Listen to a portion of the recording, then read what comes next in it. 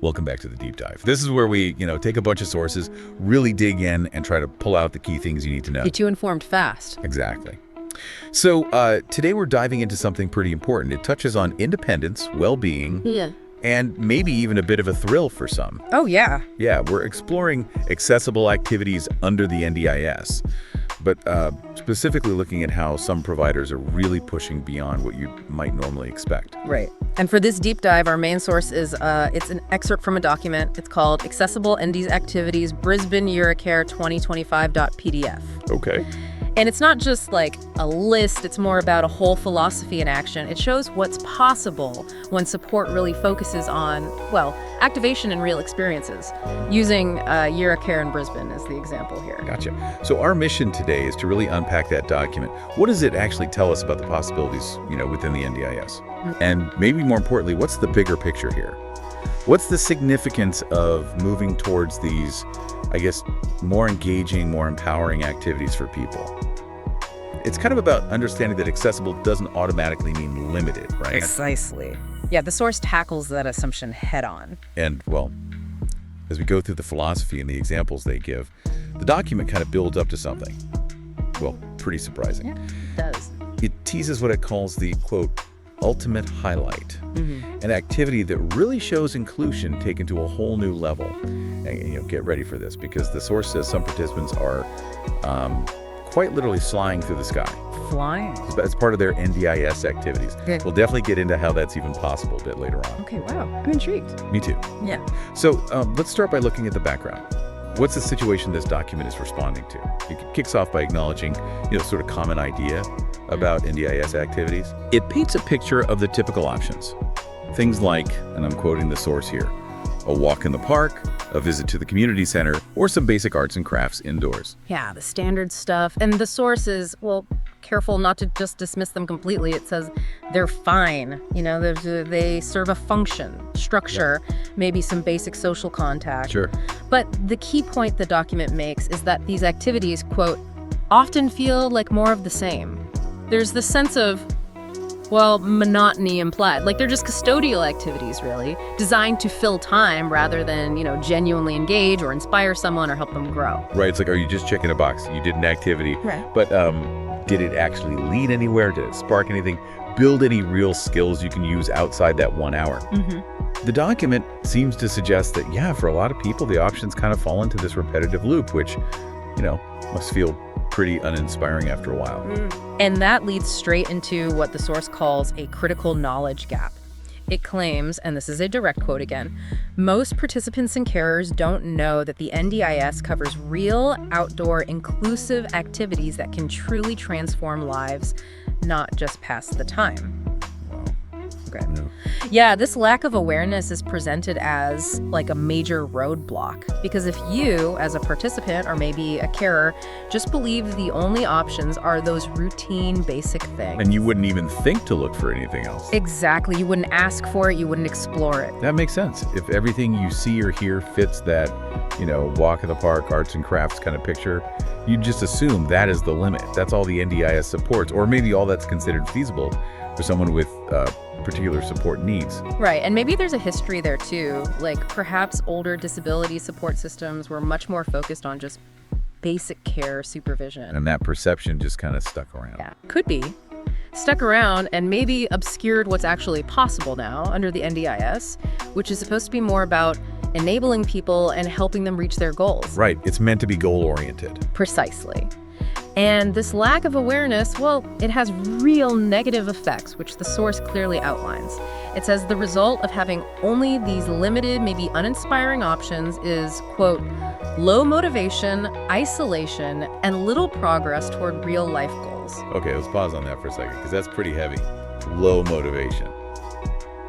That's not just feeling a bit bored, is it? No, not at all. If your activities feel like a chore or just the same thing over and over, it must drain your energy, make you less likely to want to participate at all, maybe even affect how you engage with your whole support plan. Definitely. And then there's isolation. That's huge. If the activities aren't really helping people connect in meaningful ways or integrate into the community, They just remain separate, siloed. And that last bit, little progress toward real life goals, that's critical. It means potential isn't being realized. If your NDIS plan has goals like, say, building independence or improving social skills or getting healthier, But your actual activities are monotonous and keep you isolated. then you're basically stuck. You're hindered from actually achieving those goals. The source is really arguing that the kind of activity, the quality of it, is directly tied to these outcomes. It's not just about filling the hours. Not at all. And this is where the source makes a really vital point. It says very clearly that this situation isn't happening because participants don't want more. Oh, okay. The document uses this powerful phrase, not because people don't want more, but because nobody showed them they could. Ah, okay. That completely flips the script, doesn't it? It really does. It takes the focus off the individual's, motivation or lack thereof, and puts it more on the system, the information available, maybe the creativity of the providers. Right. It suggests the potential is there, but it goes unrealized if people aren't aware of the options. So it's not that someone wouldn't love to learn to cook or get outdoors or feel that sense of achievement. It's just they might genuinely not know that there are structured, funded ways for them to actually do that. Exactly. And the source kind of positions itself and these innovative providers like Yirra Care as being the ones trying to bridge that gap, trying to show what could be possible. Right, opening those doors. And that really sets up the document's main idea. After pointing out the problem, this limited perception and its negative effects, the source pivots. It argues that the NDIS framework itself isn't the limitation. Okay, interesting. It states very clearly that the NDIS, quote, actually allows and supports meaningful, engaging, and empowering activities as long as they're planned with intention. Right. Planned with intention. That seems like the key phrase there. It really is. So this is super important for anyone using the NDIS or supporting someone who is. It pushes back against that idea that funding is only for, basic care needs. The framework can be flexible. It's intended to support activities that genuinely help someone with their goals. Independence, social life, health, all that stuff. But it can't just be random. No, that planned with intention bit means the activity has to clearly connect back to the goals in the person's NDIS plan.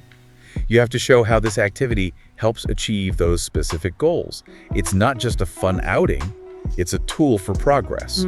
That intentional planning is what makes it purposeful and therefore fundable under the NDIS. Okay. And this focus on purposeful activity leads the source to introduce a specific term they use, recreational activation. Recreational activation. Okay, what does that mean exactly? The document defines it as, quote, a philosophy that uses recreation as a therapeutic, social, and developmental tool. Ah, okay. So it's way more than just having fun or relaxing, though hopefully that happens too. Right. Fun is definitely part of it, ideally. But recreational activation is about harnessing the power of enjoyable stuff, engaging activities to get real results. Therapeutic, social, developmental. Exactly. It takes recreation from being just, passive leisure time and turns it into an active, deliberate part of someone's support plan, focused on building skills, improving well-being, making connections. It's recreation with a strategy behind it. Recreation with purpose. That's a great way to put it. And the source actually contrasts this directly with just, quote, getting through the day. Oof. Yeah. It says, it's not just about getting through the day, it's about living it with purpose. That is such a different way of looking at someone's life and their support, isn't it? Huge difference. Getting through the day sounds like just endurance, just managing things until it's over. But living it with purpose implies being engaged, growing, maybe striving for something, finding meaning. And the source argues that recreational activation is the way to make that shift happen, instead of support hours just being about basic needs or keeping someone safe. Important, but maybe not the whole picture. Right. Those hours can be intentionally used for activities that build confidence, skills, connections, helping the person live a fuller life that actually matches their own goals. And the source explains the why behind this too. Right? Yeah. The deeper impact. It does. It talks about the connections that recreational activation can create. Connecting with your own emotions, experiencing that feeling of personal achievement, and building that really powerful sense of, I can do this too.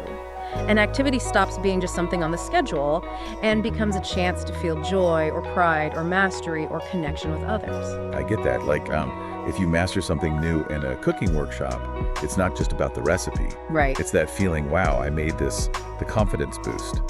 Or going on a nature walk, it's not just exercise, it's maybe feeling calm, connecting with the surroundings, sharing it. Exactly. These emotional and psychological benefits are just as vital as physical care.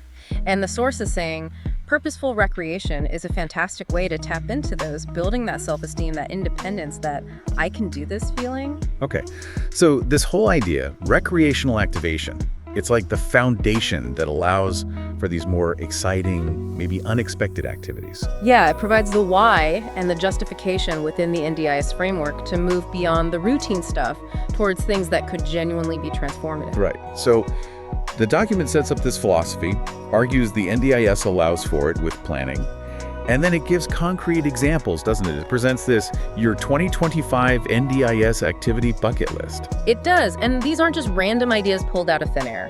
They're presented as activities that specifically align with NDIS goals and really embody that recreational activation idea. Okay, let's dive into these. How do they actually go beyond that more of the same feeling? Well, these are the practical examples, specifically from Yirra Care in Brisbane, according to the document. They're showing how it works on the ground. Okay, what's first? First up is guided nature walks.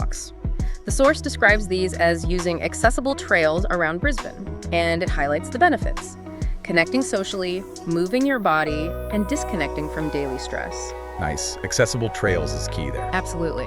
And the document breaks down the benefits further: physical wellness, emotional regulation, social inclusion. So you've got the physical health aspect, gentle exercise, adapted pace. Then there's the mental health bit. Being in nature is known to be calming, right?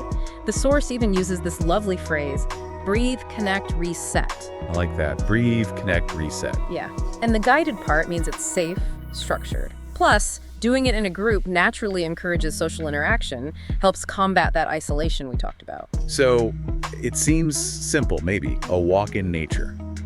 But when you frame it this way, with intention, it becomes a really powerful tool for overall well-being. Simple but effective. And how does the source explicitly link this back to the NDIS? What are the alignments? They list them clearly. Social participation, health, emotional well-being. A group walk directly boosts social participation. It supports physical health. And that reset factor directly addresses emotional well-being, helping manage stress. So if you were planning this in an NDIS plan, you'd connect it to goals like maybe increase community connection or improve fitness or develop stress management techniques. Exactly. You show how the funded activity helps achieve those specific plan goals. That's the intentional planning. Okay, makes sense. What's next on the list? Moving from outdoors to indoors. Yeah. Next up is inclusive cooking workshops, described as hands-on sessions tailored to all abilities. And that word inclusive is doing a lot of work there. Meaning they make sure everyone can actually participate, regardless of their needs. That's the idea. Adaptations are key, so it's not just watching, but actively doing whatever your ability level or mobility needs are. And how does the source frame the benefits of cooking? It's more than just making food, right? Much more. It's framed as, quote, a step towards independence, self-esteem, and even discovering new passions. Independence, definitely. Yeah. Learning to cook is a huge life skill. Huge. Following steps, using tools, handling ingredients, creating something. These are practical daily living skills. But think about the confidence boost too. Yeah, successfully making a meal, maybe for the first time, or doing more of it yourself than before. That gives you such a tangible sense of accomplishment. I did that. And who knows, maybe you find you actually love cooking or baking. It can spark a genuine interest. Okay, and the NDIS links for cooking workshops. The source lists. Daily living skills, nutrition, coordination. Learning to cook is obviously a core daily living skill, supporting independence goals. Right. Understanding ingredients, maybe healthy options, links directly to nutrition, and the physical actions measuring, chopping, stirring, they all work on fine and gross motor coordination. So again, you'd link it to specific goals in the plan, like increase independence in the kitchen, or learn about healthy eating, or improve fine motor skills. Precisely. You show the connection. That's the key. All right. After cooking, the document mentions a broader category, is that right? Yes, creative expression. This covers a whole range of things: painting, photography, creative writing, or sensory music. The theme they use is art without limits. Art without limits. I like that. It suggests everyone can find a way in. Exactly. It's not about being a professional artist. The benefits listed are cognitive stimulation, self-expression, emotional release. Okay, let's unpack those. Cognitive stimulation. Yeah, creative activities engage your brain differently, right? Problem solving, imagining, focusing, good mental exercise. Self-expression makes sense, especially if someone finds verbal communication difficult. Absolutely vital. Art, music, writing can offer powerful alternative ways to express thoughts, feelings, ideas. And that links to emotional release too. Engaging creatively can be incredibly therapeutic, a way to process things, reduce anxiety, or just experience joy. The source has a quote here too, doesn't it? Something about everyone having a way. Yes, everyone has a way to express, heal, and communicate. It really emphasizes that universal need for creative outlets and the importance of making them accessible. And the NDIS connection for creative expression. Listed as communication, inclusion, social interaction. Creative activities can be a direct form of communication. Doing them in adapted group settings ensures inclusion and fosters social connection around a shared interest. So NDIS goals might be things like develop alternative communication strategies, or participate more in group activities, or maybe use creativity for emotional regulation. Spot on. Again, linking the activity to the person's specific goals. Okay, so nature walks, cooking, creative stuff. What's the last category before the big highlight? The last one is adapted movement. Examples given are from gentle yoga to assisted sports. The key phrase here is that they are adapted to your pace, your body, and your goals. That individual tailoring sounds crucial. It's not one size fits all. Definitely not. It has to meet the person where they are, considering their specific needs, abilities, and what they hope to achieve. And the benefits of adaptive movement. The source lists mobility, strength, mental health. Regular adapted physical activity is obviously fundamental for maintaining or improving physical function, your mobility, your strength. And the adaptation makes it possible to participate safely. Right. It allows people to build up gradually. But beyond the physical, the mental health impact is huge. Exercise is a well-known mood booster, stress reliever. Yeah. Engaging in movement, especially if it's in a supportive environment, can improve how you feel about your body, reduce anxiety, help with depression. The mind-body connection is strong. Absolutely. And the NDIS alignments for adapted movement. The document lists physical well-being, emotional regulation, confidence, direct link to physical health goals, using movement as a tool to manage emotions, and really importantly, building confidence. How does movement build confidence specifically? Well, as participants maybe get stronger or improve their balance or achieve a small physical goal they didn't think they could, their belief in their own abilities grows. That I can do this feeling. Exactly. It really boosts self-esteem and might make them more willing to try other new things too. So for planning, you'd connect it to goals like improve balance and mobility, or increase participation in exercise, or use physical activity to manage stress. You got it. Always back to those intentional links to the individual's plan goals. Okay, so these examples, the walks, cooking, art, movement, they really paint a picture of that recreational activation idea in practice. Purposeful, skill building, focused on well-being. Yeah. Definitely beyond just basic. They absolutely do. They show how accessible activities can be engaging and developmental. But the document promised something more, right? Taking inclusion to the next level. Yes. Now we get to the big one. The ultimate highlight mentioned right at the start. After showing all these grounded, beneficial activities, the source pulls out something truly unexpected. Okay, I'm ready. The activity is adapted paragliding. Wow. Okay. Adapted paragliding. And the source anticipates the reaction, right? It says right after naming it. Yes, really. Huh. Okay. It knows this sounds surprising in an NDIS context. Completely. And it names the provider too, Yirra-airtime, which seems to be part of Yirra Care. So how on earth does adapted paragliding work? How is that made accessible? Well, the document describes it as flying with full assistance and safe equipment across the stunning Queensland coast. So, crucial point, it's tandem. Meaning you fly with an experienced pilot who's in control. Exactly. The participant is securely harnessed with specialized safe gear. The full assistance part suggests a whole support system, ground crew, help with getting into the equipment, managing the takeoff, and landing safely. Everything is focused on the participant's safety and specific needs. That sounds complex. And who is it accessible for, does it say? It does, and this is pretty amazing. It specifically states it is accessible for wheelchair users and those with complex mobility needs. Really? Wheelchair users. That must require incredible engineering and planning. Absolutely. Specialized harnesses, adapted seating, robust ground support protocols. It shows a massive commitment to breaking down barriers that would normally make an activity like this totally impossible for many people. It's taking that art without limits idea and applying it to, well, adventure sports. Pretty much. It's about intentionally designing the experience to include people who probably assumed flying was something they could never, ever do. And the impact. What does the source say about the effect of this kind of experience? It highlights the profound impacts. Emotional impact, empowerment, and memories to last a lifetime. Okay, let's think about that. The emotional impact must be huge compared to, the walk in the park we started with. It's galaxies apart, isn't it? Flying through the air. Imagine the exhilaration, the freedom, especially if you navigate daily life with significant physical challenges or limitations. That feeling of soaring, seeing the world from up high, it must be incredibly liberating, empowering. Totally. It likely shatters perceived limits, not just physical ones, but mental ones too, about what you're capable of, what's possible for you. It's that I can do this too. Feeling amplified by 1,000, right? It's not I can make toast, it's I can FLY. Exactly. That's a powerful shift in self-perception. And those memories, they don't just fade, they stick with you, potentially boosting resilience and confidence long term. It sounds like the ultimate example of that recreation activation idea. Yeah. Using a peak experience for massive personal development. That's exactly how it seems to be framed. But how does something like paragliding fit into the NDIS framework?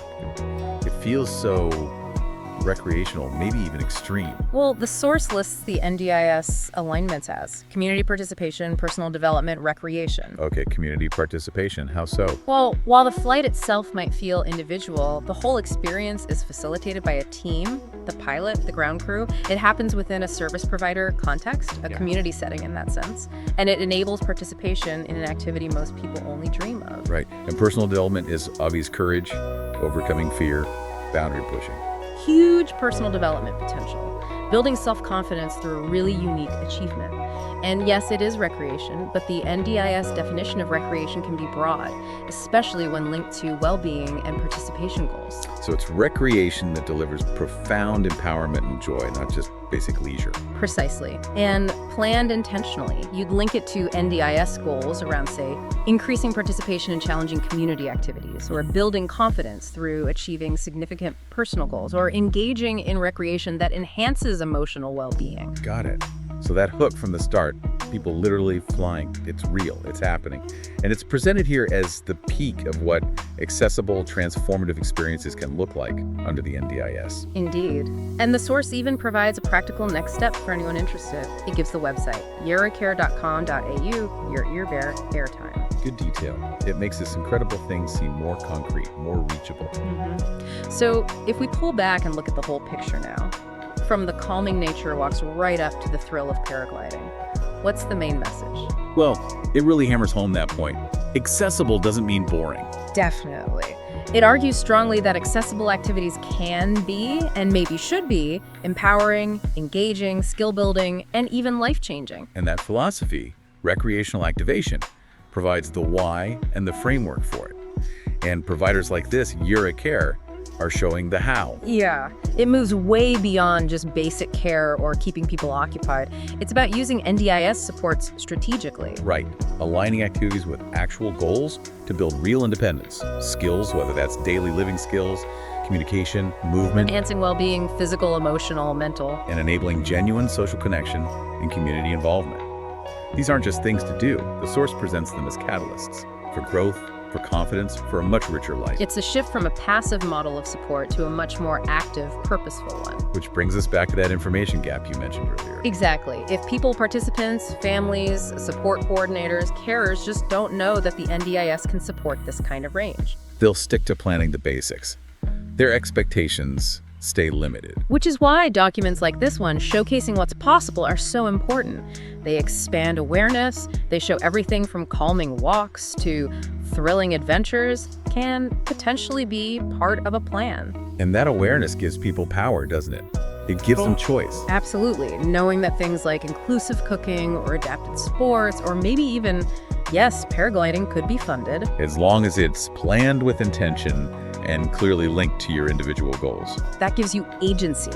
You can talk to your planner, talk to providers about activities that genuinely excite you, match your aspirations, help you live life with purpose. It unlocks possibilities. Instead of just accepting the default options. Right. It's about tailoring the support to the individual's potential and dreams, not just their basic needs. And the source really believes these kinds of activities can be genuinely transformative. It strongly reiterates that, moving from maybe a routine, constrained existence to one that includes meaningful skills, real connections, emotional growth, maybe even peak experiences. that can fundamentally shift your outlook. And build resilience, change how you see yourself and the world. Exactly. It's about shifting the focus from managing limitations to actively enabling a life filled with purpose and possibility. Okay, so let's wrap up this deep dive. We look at this source, the Yirra Care document, and it seems pretty clear. The NDIS framework, if you approach it with that recreational activation mindset and intentional planning, And you have innovative providers delivering the services. it really opens the door to a huge range of experiences for people with disabilities. Far beyond the old assumptions, it really challenges that idea that accessible has to mean boring or limited, From the simple piece of a nature walk. right up to the absolute exhilaration of adapted paragliding. It covers a massive spectrum. It really does. And reflecting on all of this, it leaves us with a pretty big thought to ponder, doesn't it? Something that goes beyond just the NDIS, maybe. What's that? Well, how might things change if we, as a society, really shifted our focus and support systems? If we moved intentionally away from just managing needs or filling time, and actively prioritize pursuing personal achievement, fostering deep emotional connection, and even enabling genuinely thrilling life experiences for everyone, regardless of ability. How could that redefine what we think is possible, not just for individuals receiving support, but for our whole understanding of inclusion, of capability, and what it means for everyone to pursue a life lived with purpose? Wow. That's a powerful question to leave people with. Redefining what's possible for everyone. Thank you for joining us for this deep dive today. We really hope it's opened your eyes to some perhaps surprising and exciting possibilities out there.